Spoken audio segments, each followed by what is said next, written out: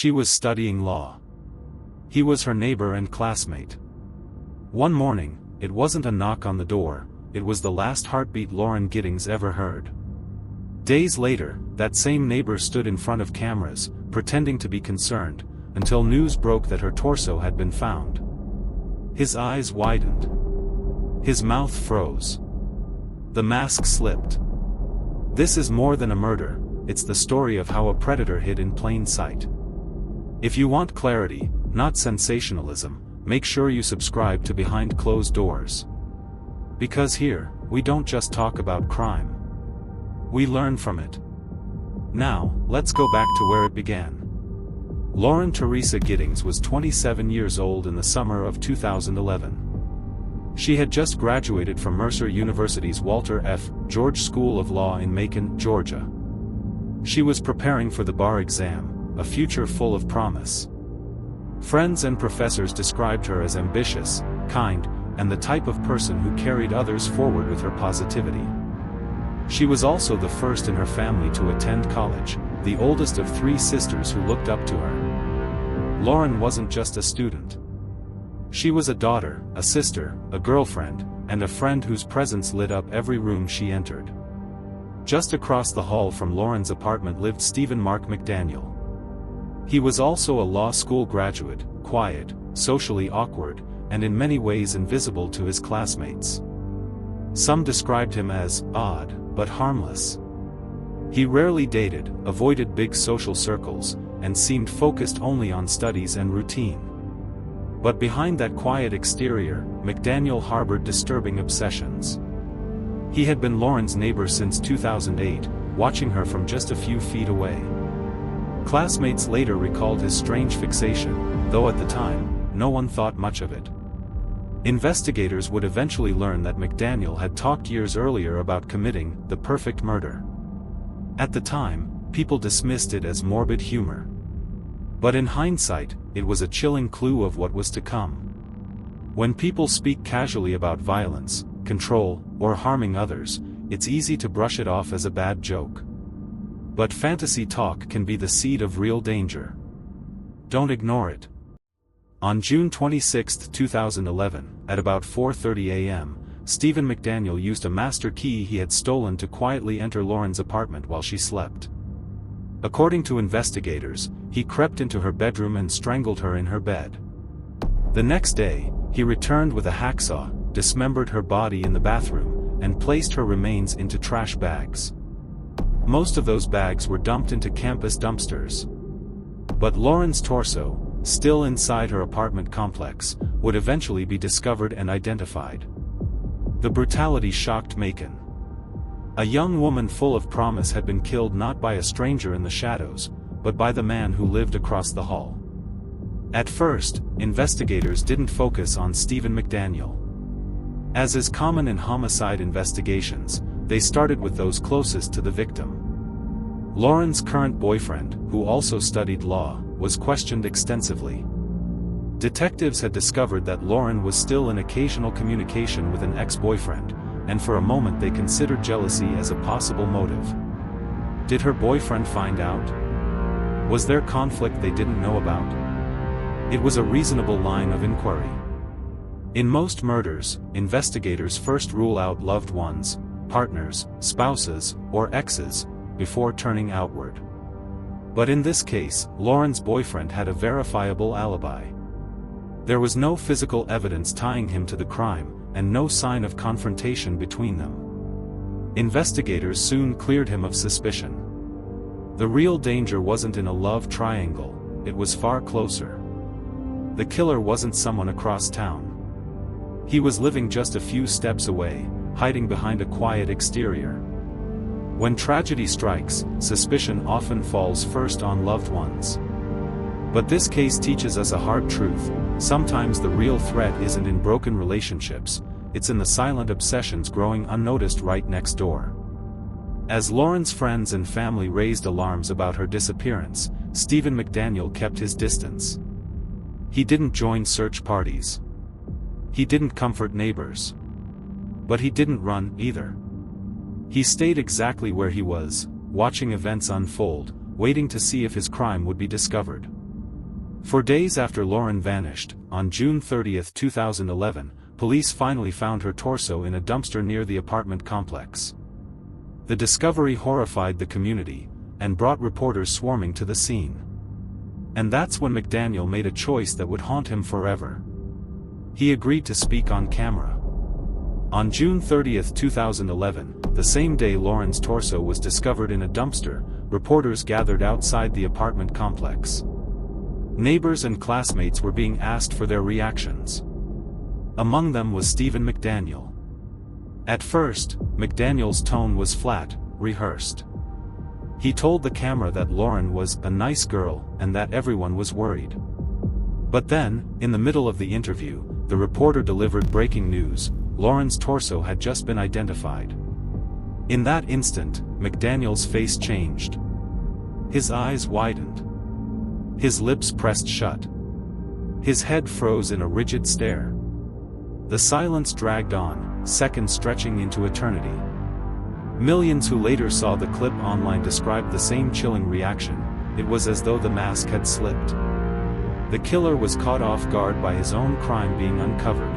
It was also the first time McDaniel found out that a portion of Lauren Giddings' body had been recovered by police from the dumpster where he had put it.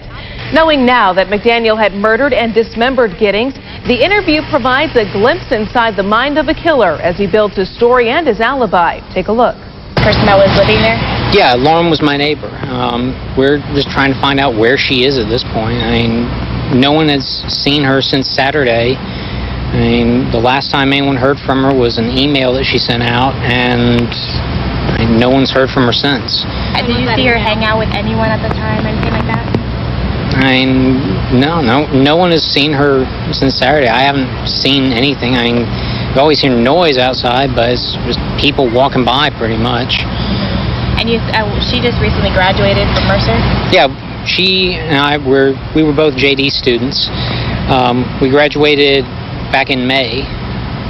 What kind of person was she? I mean, what did you see her? I mean, she's as nice as can be. I mean, very personable, very much a people person. Do you know any enemies she might have had, somebody that might want to hurt her? No, we don't know where she is. I mean, the only thing we can think is that maybe she went out running and someone snatched her. Because we went over. One of her friends had a key. We went inside and tried to see if there was anything amiss, but I mean, she had a door jamb that was sitting right by it, so there was no sign that anyone broke in. I mean, the door was locked when everyone got here. I mean, we just don't know where she is. What about in the parking lot area? I know they've been doing a lot of. I think that's where they have recovered the body or whatever they recovered from there. Body? Had you seen anything there? Had you seen anything there? I mean, we don't know if this is the same person. You know what I mean? Like, they took out a body there earlier. We don't know if it's the same person or not. That's how we're trying to ask people if they know who lived there.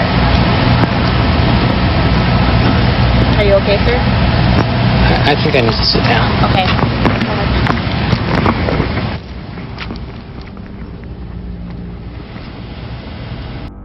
That clip went viral, shared across YouTube, Reddit, and news outlets. For many, it was their first introduction to the case, and their first glimpse of the man who had committed it. Predators sometimes reveal themselves in their attempts to appear innocent. Pay attention to sudden shifts in tone, silence, or physical cues when someone is confronted with new information. Behavior speaks volumes, even when words stop. If the interview was chilling, the interrogation was haunting. When McDaniel was brought in for questioning, detectives expected nervousness, fidgeting, or frantic denials. Instead, he sat almost completely still. For hours, he barely blinked. His posture remained stiff, his expression flat, his voice monotone. Detectives later described him as robotic, a man showing no natural signs of stress or fear. When clips of the interrogation surfaced, the public was stunned. How could someone accused of such brutality remain so calm, so detached, so motionless? It wasn't the calm of innocence. It was the calm of control. Stillness can be as revealing as panic. Just because someone looks composed doesn't mean they're innocent. Sometimes that composure is the mask of a predator who believes they've prepared for every question. As suspicion grew, investigators turned their attention to McDaniel's unit across the hall. What they found inside revealed a double life. When questioned, McDaniel told police he was a virgin. Yet officers discovered unused condoms in his apartment. He admitted to stealing them, an odd contradiction that hinted at hidden compulsions.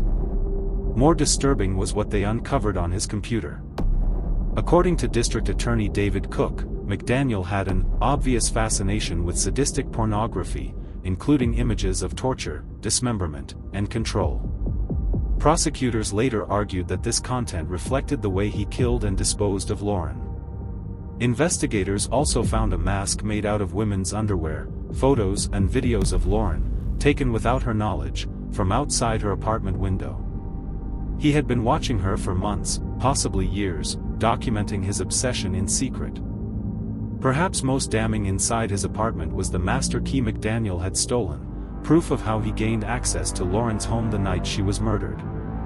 Each discovery deepened the horror. The quiet neighbor wasn't just socially awkward, he was a predator hiding behind law school textbooks and a calm demeanor. Obsession always leaves evidence: digital footprints, stolen items, unexplained behavior. If you feel someone's attention toward you crosses the line into fixation, trust your instincts. Document it. Report it. Don't dismiss it as harmless. But the most chilling evidence wasn't in his apartment.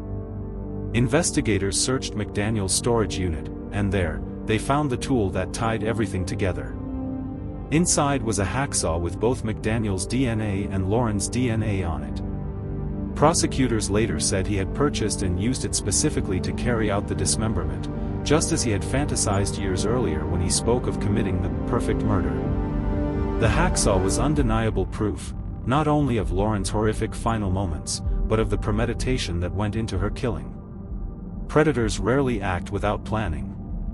The tools, the searches, the hidden items, each step leaves behind a trace. Detectives know that the truth is often written in the evidence offenders thought they could hide. At first, investigators didn't want to believe McDaniel was capable of such brutality. But the evidence piled up. The master key. The stalking videos. The sadistic files. And now, the hacksaw. Meanwhile, McDaniel tried to deflect suspicion. He resisted searches, at one point trying to block police from entering his apartment by citing his law degree. He was buying time, hoping his knowledge of procedure could outsmart investigators. But knowledge didn't protect him from evidence. Step by step, the facade fell apart. On the same day as the interview, police quietly detained McDaniel on burglary charges related to the stolen master key. It gave them time to hold him while processing the larger case. Soon after, murder charges followed.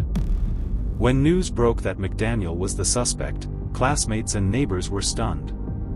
How could the soft-spoken, awkward student they knew have done something so monstrous?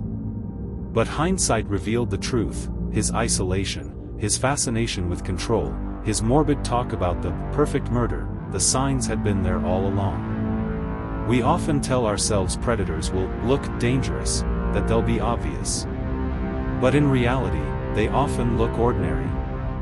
The danger isn't in appearances. It's in the patterns of obsession and control hiding beneath the surface. For Lauren's family, the arrest was devastating confirmation. The man they had probably walked past, maybe even smiled at, was the one who had taken their daughter from them in the most brutal way. For the Macon community, the case was a wake-up call.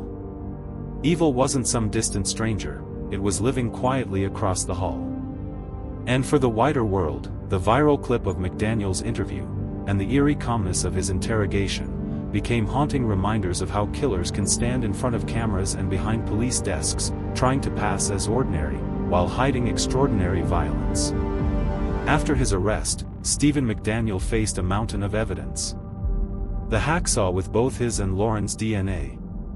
The master key proving how he entered her apartment. The stalking photos and videos. The sadistic pornography on his computer. It was overwhelming. Prosecutors prepared for trial, but there was one decision hanging over the case: whether to seek the death penalty. In 2014, rather than face the risk of a capital trial, McDaniel agreed to a plea deal. He pleaded guilty to felony murder, a charge that held him responsible for Lauren's killing without requiring prosecutors to prove every premeditated detail in front of a jury. The plea ensured he would spend the rest of his life in prison, life with the possibility of parole after 30 years. The earliest he could walk free would be 2041. For Lauren's family, it was justice, but never peace. Plea deals may feel like shortcuts, but they often protect families from years of re-traumatizing trials. Sometimes closure comes not from a jury's verdict, but from the certainty that a predator will never walk free again. For the Giddings family, the plea was both a relief and a heartbreak. Relief because they no longer had to hear every gruesome detail argued in court.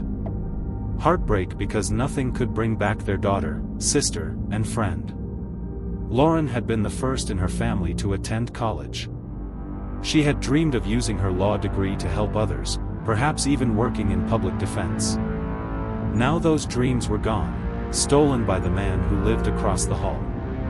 At the sentencing, her loved one spoke through tears about who she was, not just a victim, but a vibrant woman whose life was full of potential. Even after pleading guilty, McDaniel tried to claw back control. In 2018, he filed a motion claiming his defense attorneys had been ineffective, that they pressured him into pleading guilty. In 2022, he filed another petition, alleging misconduct and asking for a retrial. Both were denied. Judges found no evidence that his rights had been violated. Today, McDaniel remains at Hancock State Prison in Georgia, serving his life sentence.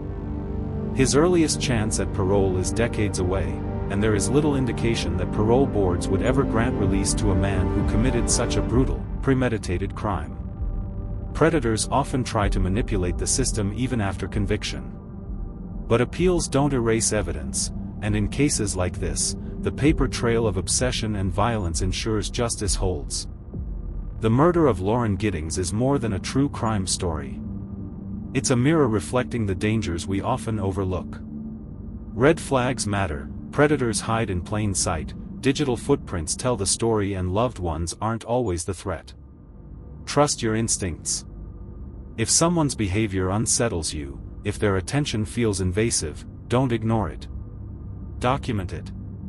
Speak out. Tell someone you trust. Lauren's story is tragic, but if we learn from it, her legacy can still protect others. Lauren Giddings dreamed of practicing law, of standing up for justice. Instead, she became its victim. Her killer wasn't a stranger in the dark. He wasn't an enemy far away. He was her neighbor, her classmate, the man who stood just across the hall. Stephen McDaniel thought he had planned the perfect crime. But his obsession, his evidence, his own behavior exposed him. And today, he remains behind bars where he belongs. For Lauren's family, there will never be full peace. But justice, though delayed, was delivered. So here's the question for all of us: how many red flags are we ignoring right now? And at what cost? If this case changed the way you see obsession, control, or the quiet ones around you, let me know in the comments. And if you never want to miss cases that teach lessons we can't afford to overlook, subscribe to Behind Closed Doors. Because here, we don't just talk about crime. We learn from it.